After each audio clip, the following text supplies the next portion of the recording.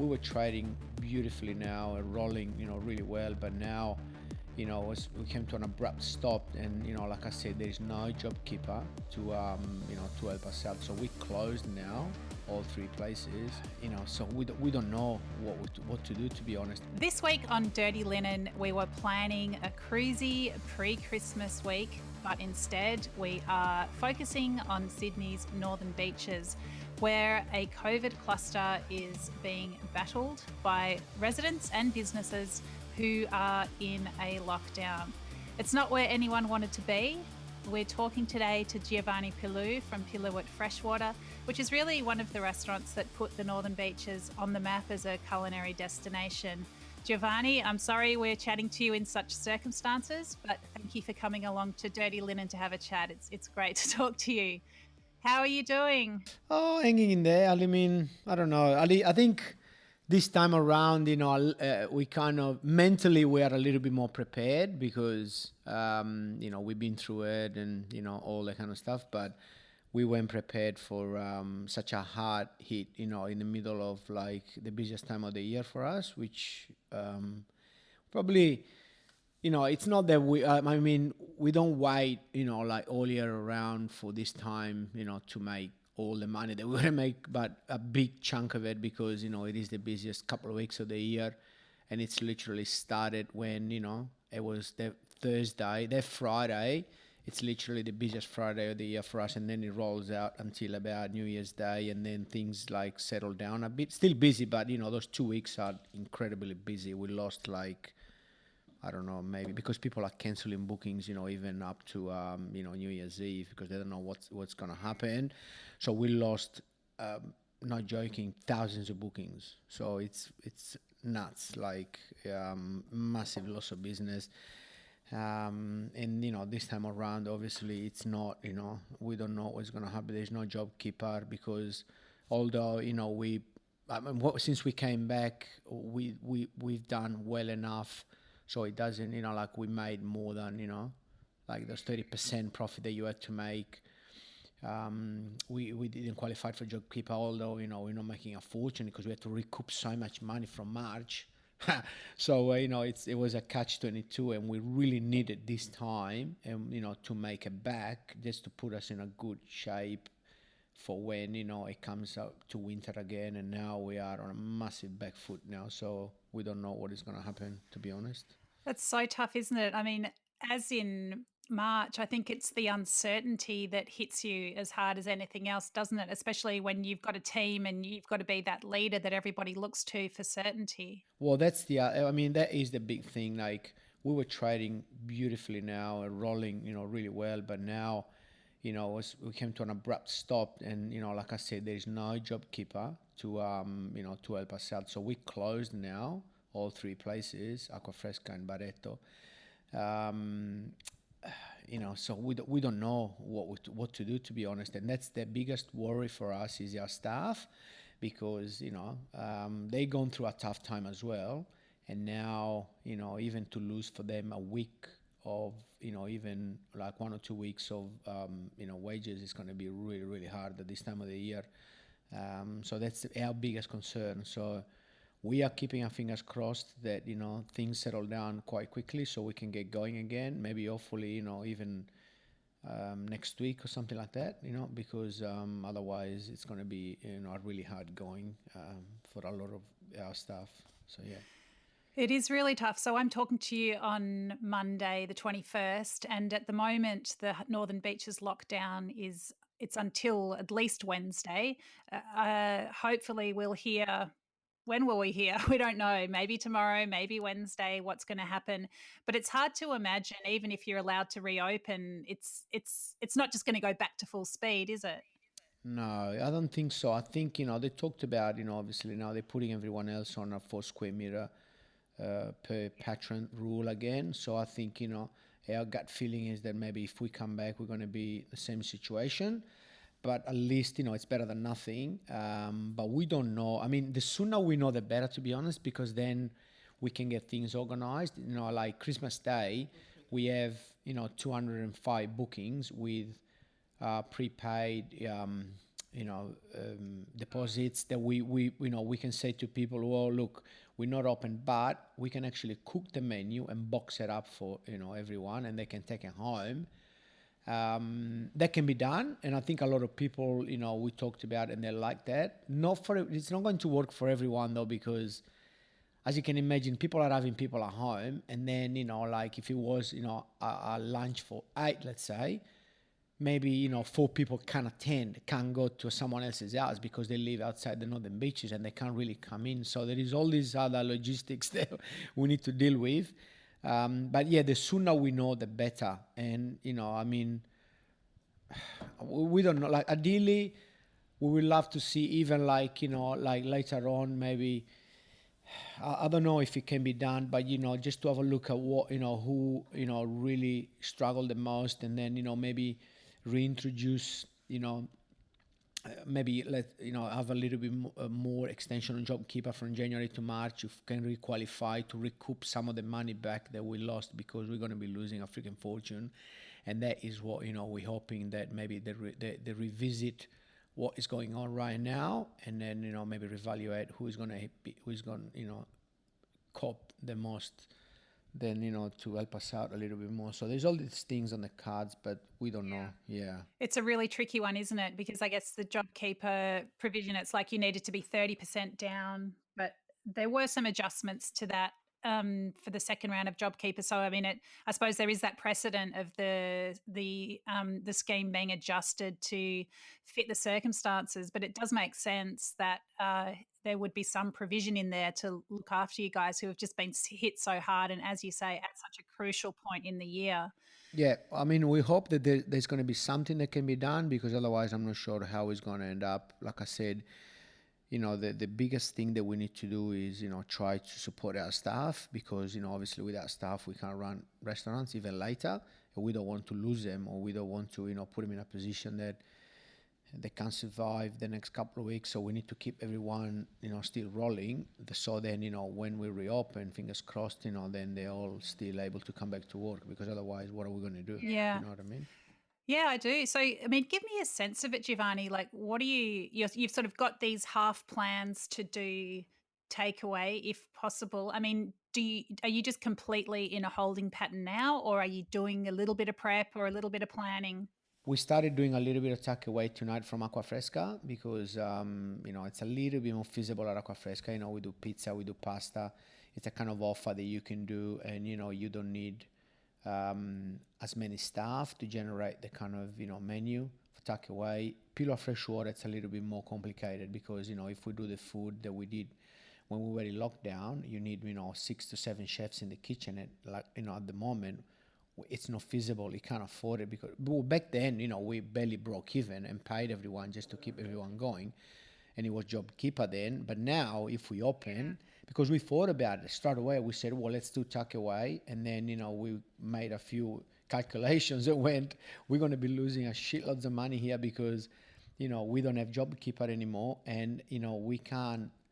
How much can we charge, and how much money do we need to turn over to be able to support it? So it's not feasible. So Pilu Freshwater is closed, and Aquafresca is doing takeaway from tonight. Hopefully, they'll be okay to support the staff. And Barreto, we're gonna start doing takeaway only, which like literally barely break even. Like today, we did takeaway only at Barreto, and we looked at the figures and went, okay, then we paid the staff. Happy days. that's it, really. I mean, I think a lot of the takeaway is just for paying the staff, isn't it? And just for keeping the fridges on and all that sort of stuff. Yeah, 100%. Just like ticking along, because even like in March, April, it was a good thing for us to do, not to close, because closing, it's not the hardest part. It's reopening. Reopening, it's always a hard gig. Like restaurants, to open restaurants, it's crazy. It's a massive job. So we didn't want to close even for that. So in this case, hopefully we can come back and even do something. So because like I said, to close and lose staff, and systems go out the window and all that kind of stuff, we don't want that, because we don't want to restart again. And so I guess yeah. we just literally have to wait until Wednesday and morning and see what happens. Like until then we can't really make any calls. Yeah. I did want to ask you about your staff because I know you have a really international team. And at the moment, I think every restaurateur in Australia is struggling to find enough staff.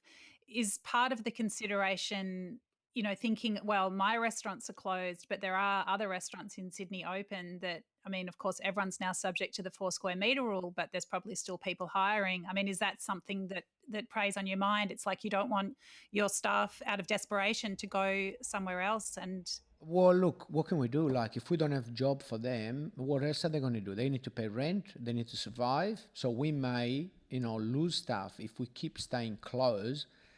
Like I said, these guys, I mean, people can't survive any longer than, 1 or 2 weeks even because, they've been on the back foot for quite a long time. So, we may even lose staff. And we do have a number of international guys that we got to look after as well because, they got, like a lot more like expenses and, they need to pay big rents. They live in the northern beaches, all that kind of stuff, But, in all honesty, look, even city restaurants, because obviously we are in touch with everyone and everyone talks to everyone. It's such a big family, the restaurant family. And, even the city, I mean, we know that it's gone quiet because, it's not just the northern beaches now, the virus is spread around and the government is suggesting that, like even in the city, people stay home and get tested and all that kind of stuff. And people are scared of going to public places, especially restaurants where there's gathering and things like that. So I think everyone is starting to, struggle a bit, yeah. It's not great. I think that's that's a mild way of putting it. Did you lose some of your international staff through the first shutdown? They left, Danny. Look, the majority stayed. About 3 or 4 stayed. Some of the key staff stayed, which was amazing. They made the decision not to go back. Especially, there was one guy from Milan, like near where it all started in Italy, and the last thing he wanted to do is go back. And then a few others, but a couple of French guys. I remember they went back to France pretty much straight away. A few left, and then some of them stayed. There was a bit of a mix. Yeah. Okay. And you're from Sardinia. So I've been finding it hard to find out what the latest news is from Sardinia in terms of the virus. I know that over the European summer, it it was all right, but then they had so many holiday makers, a lot of people gathering and dancing, and cases really spiked. What's happened there since then? So at the moment, look, because obviously I'm always talk to my parents, and well, they're lucky because they live in a tiny village. They're quite isolated as they are, and my sister also being a doctor, and she keeps an eye on them to make sure they don't do anything silly. Ah, And good. yeah, which is good. But look, Sardinia was in a really good shape before summer, but then obviously it's such a, I mean, it's a region, as you know, that lives predominantly from tourism, and when summer came, they needed to open because businesses were really struggling, and then obviously with that, there was the risk of bringing in the virus into the island, and that's what happened. So it spread again quite a lot, and now they seem to be getting it a little bit more under control, but because they can a bit like Australia, being an island, you can kind of keep an eye on it a little bit more, but they went through quite a tough time also because there is only so many hospitals, and it's a small place. I mean, in Sardinia there is only 1.8 million people, but in summer there is 4 times as that. So you can imagine, like, yeah, it's tough to deal with, hospitals and stuff like that if you need it. So anyway, the little bit better now. But we lost a friend through COVID, which was really, really sad. Oh, Giovanni, I'm Yeah, so I sorry. know. And until it happens to you personally, you just go, wow, oh, it is real, this, to be honest. So, I mean, yeah. Yeah. Was that person in Sardinia or Yes, elsewhere in yes, in Italy? Sardinia, yeah, a friend of ours that owns an agriturismo that I've known for many, many years. He was in his 60s, like super fit guy, but he caught the virus, and then he had a few little complications. I think my sister told me that lately he had a few other things, and then that he went into intensive care and never came out of it. So yeah, it was a bit sad. 2 young kids. Oh, that's so sad. Yeah. 'Cause I think in Italy and many parts of the world, everyone would know someone who has succumbed to the virus. I think in Australia, I think most people probably don't know anyone who's even had it, let alone died. We've been, of course, we have had deaths, and that's really tragic. And every death is a tragedy. But it's we've managed to keep such a lid on it that we haven't been impacted in that way, which is really fortunate. But yeah, I'm so sorry to hear that. But I mean, like my sister tells me all the time, oh yeah, you're not lucky. You just got to make your own luck. Freaking Italy, this and that. They're crazy and they don't listen to anyone, all that kind of stuff. But yeah, anyway, yeah, it's a bit more difficult. Look, I hope that things, like I said, settle down. We've been around, so we're pretty resilient, and a lot of our colleagues are, and I'm sure that we come out of this one as well. I mean, we're already getting so many calls and emails that people are buying gift voucher, which is amazing, and I really hope that people continue doing that to support all of the northern beaches, restaurants, and even the city places like to buy gift vouchers, because that would be a big help. So hopefully that'll keep going. Yeah, I mean the community has been amazing throughout this, so yeah, they continue to support us, which is that's why we're still around. Yeah. Tell me, Giovanni, what was it that took you to Freshwater in the first place, that part of Sydney? Back then we lived initially in Terry Hills, but when we were down at Kalaluna, for 7 years at the Spit. We had a small restaurant there, and then we got approached to take over the Freshwater restaurant in 2004, and we didn't. I mean, it was a big decision, but how could you go past Freshwater when we saw it? Because we lived in Freshwater then.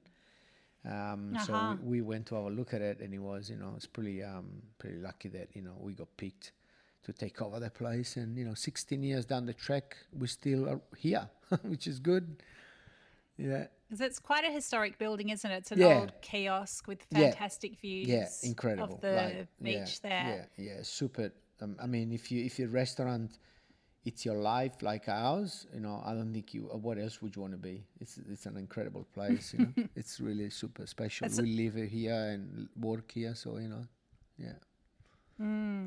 And for people who haven't been lucky enough to visit you there, can you just describe the restaurant and the kind of food that you do?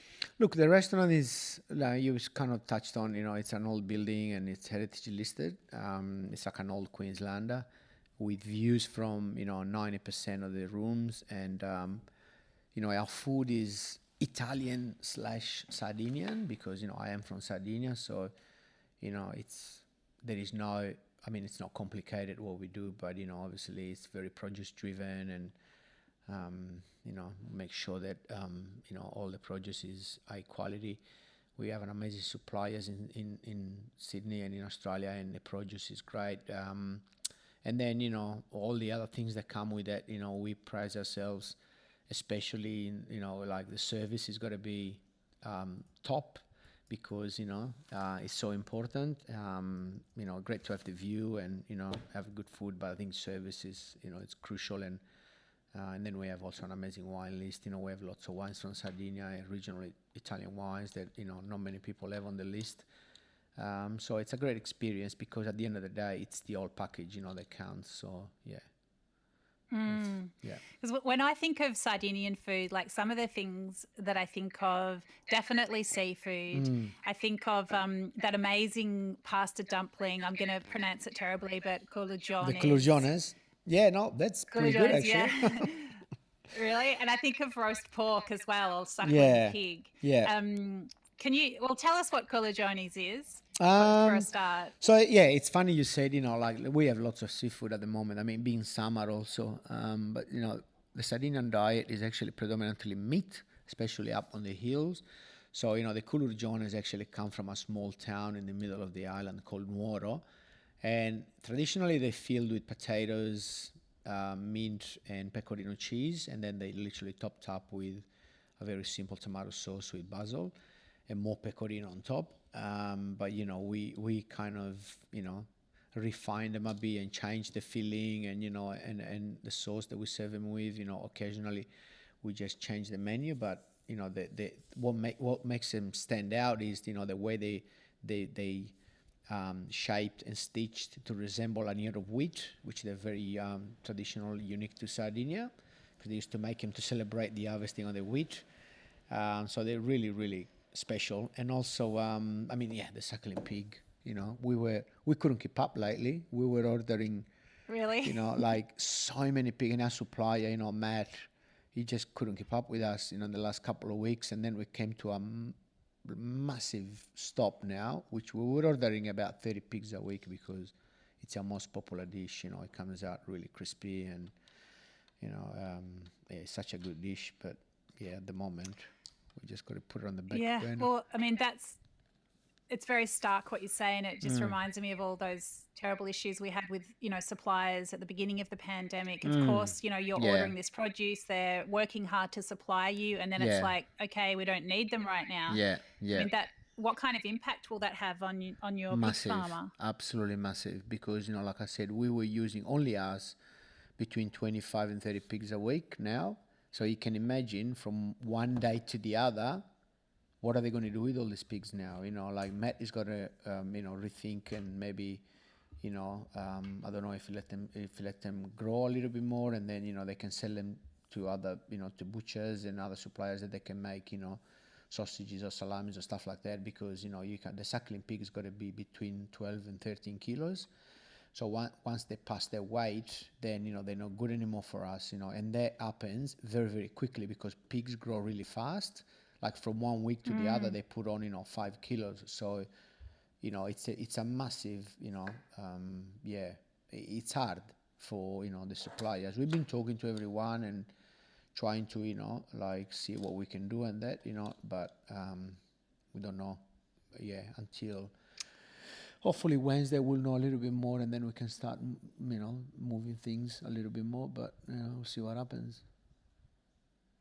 Oh, there's so much to think about, isn't there? Yeah, And massive. one of the things, massive. it's also such a difference in pace. If I think about this, frenetic pre-Christmas week for people working in hospitality, it's like your whole body is sort of leaning into it, isn't it? Like the rhythm of these weeks or these full dining rooms.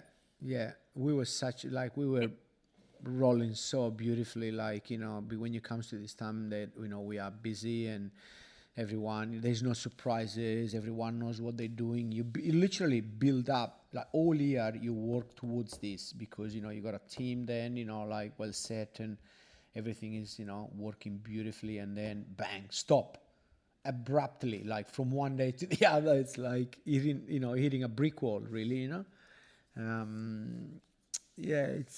it's crazy. It's indescribable, to be honest. I don't think. It's not fair enough. It's not fair that people, have to even understand all this. But it's not. Yeah. I imagine you feel it like in your body as much as all the things rushing around your mind. Well, that your mind controls pretty much the rest of your body, and as soon as you get something, you stop sleeping. You have actually this morning, because I keep pretty active and go for my run and my swim and all that. I was just thinking, I woke up this morning, I was in I don't know what happened. I was dreaming of something really, really bad. I don't know if it was connected to what's going on now, but it took me like half an hour to get my head around, just get on the bike and forget about it. It was just crazy. Yeah, it's pretty out of control at the moment. Yeah, it's a lot. It's just a lot to deal with. Yeah. And is the phone sort of ringing all the time? People asking you what they should do, what's next? Yeah, yes. The phone keeps ringing, a million emails. We're trying to obviously respond to everyone, and because people, it's fair enough. Like people don't know what's gonna happen, but unfortunately we don't know either. So we tell them that. We say, look, we are like you. We're just trying to, and obviously we're refunding, full money. We're not retaining anything, because, it'd be crazy to do any of that. So people are, happy about that. But until, you know, literally they got to tell us what to do, because otherwise what are we going to do? But, you know, people they were coming from, you know, out of Sydney, and now they're going, what are we going to do? And, you know, like, if we come, is it okay? Christmas Day, you know, it's a big day and all that kind of stuff. So we're juggling all that. But we have an amazing team, and, you know, Marilyn and, you know, all the you know, the people in the office, you know, they do a great job, and we're just keeping on top of it. Yeah. Well, I sincerely wish you all the best, Giovanni, and of course to Marilyn and the team as well. Thanks, Dani. Thanks for taking a bit of time to chat to us in this really strangely, you stopped, but it's still busy. It must just be so strange and so uncertain. We've definitely got all our fingers and toes crossed for you to get those cases under control in Sydney. And, well, I hope so. Yeah. Yeah. I mean, we'll see what happens. You know, we are here waiting like everyone else. And yeah, thank you so much for having me on, because, you know, that gives me and, you know, the opportunity of talking about this, so people know what's happening. You know, that helps us out quite a lot. So thank you so much. No, I'm really grateful, and I'm sure everyone needs to hear your story. It felt so nice to have Australia united again, and we could all travel and see each other. So I look forward to that being the case, and hopefully it won't take too long. But yeah, good luck with it. Thanks, Dani. Good one. Ciao. This is Dirty Linen, and I'm Dani Valent. We air the issues that the hospitality industry finds hard to talk about. We spend a week thrashing around each issue, hearing from different people with unique perspectives. We want to hear from you as well. If you have something that needs to be said about a topic, get in touch so we can include your perspective. Contact us at dirtylinen@deepintheweeds.com.au or hit us up on Insta at Dirty Linen Podcast. We can't wait to hear from you. This is a Deep in the Weeds production. It's a really tricky one, because, you know, from a government point of view, I can